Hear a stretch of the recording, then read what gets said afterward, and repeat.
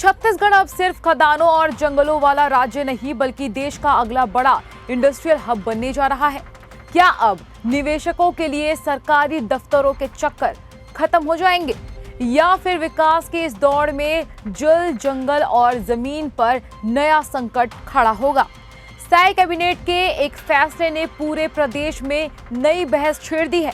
देखिए हमारी खास रिपोर्ट। नमस्कार, मैं हूं आपके साथ श्रुति जांगड़े और उज्जवल भूमि में आपका स्वागत है। छत्तीसगढ़ सरकार ने एक ऐसा फैसला लिया है जिसे राज्य की औद्योगिक तस्वीर बदलने वाला कदम माना जा रहा है। मुख्यमंत्री विष्णुदेव साय की अध्यक्षता में हुई कैबिनेट बैठक में ईज ऑफ डूइंग बिजनेस विधेयक 2026 के मसौदे को मंजूरी मिल गई है। सरकार का दावा है कि ऐसा कानून लागू करने वाला छत्तीसगढ़ देश का पहला राज्य होगा।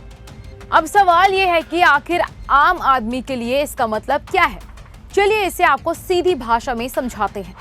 अगर कोई उद्योगपति छत्तीसगढ़ में फैक्ट्री लगाना चाहता है तो उसे पहले अलग अलग विभागों से मंजूरी लेने में महीनों लग जाते थे।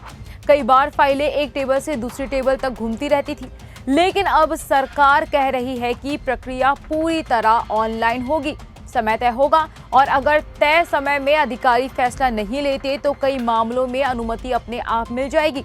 यानी लाल फीताशाही कम होगी और उद्योग जल्दी से शुरू हो सकेंगे। सरकार का मानना है कि इससे देश विदेश की बड़ी कंपनियां छत्तीसगढ़ आएंगी, नए उद्योग लगेंगे और सबसे बड़ा फायदा होगा रोजगार का। यानी प्रदेश के युवाओं को नौकरी के लिए बेंगलुरु, पुणे या हैदराबाद का रुख कम करना पड़ेगा। बड़े उद्योग आएंगे तो उनके साथ छोटे कारोबार, ट्रांसपोर्ट, होटल, सप्लाई और सर्विस सेक्टर भी तेजी से बढ़ेंगे। इसका फायदा स्थानीय व्यापारियों और छोटे उद्यमियों को भी मिल सकता है। लेकिन हर सिक्के के दो पहलू जरूर होते हैं।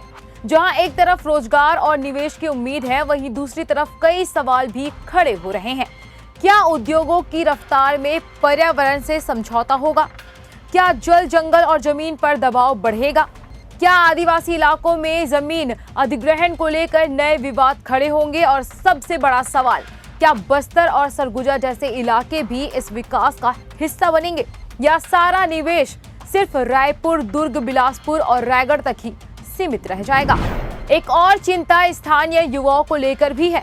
अगर बड़ी कंपनियां बाहर से इंजीनियर और कर्मचारी लाती है तो क्या छत्तीसगढ़ के युवाओं को पर्याप्त रोजगार मिलेगा या फिर स्थानीय बनाम बाहरी की नई बहस शुरू हो जाएगी? वहीं तेजी से बढ़ते उद्योगों के साथ शहरों पर भी दबाव बढ़ सकता है। पानी, बिजली, ट्रैफिक, आवास और दूसरी सुविधाओं की चुनौती भी सामने आ सकती है। कुल मिलाकर साय सरकार का यह फैसला छत्तीसगढ़ की अर्थव्यवस्था को नई दिशा दे सकता है। अगर उद्योग आए, रोजगार बढ़े और स्थानीय लोगों को इसका फायदा मिला तो प्रदेश की तस्वीर बदल सकती है।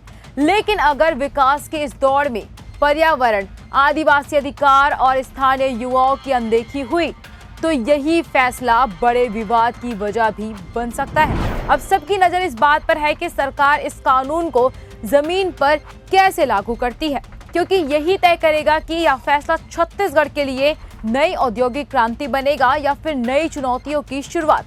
वैसे आपको क्या लगता है? हमें कमेंट करके जरूर बताएं और वीडियो अच्छी लगी हो तो लाइक, शेयर, सब्सक्राइब करना बिल्कुल भी ना भूलें।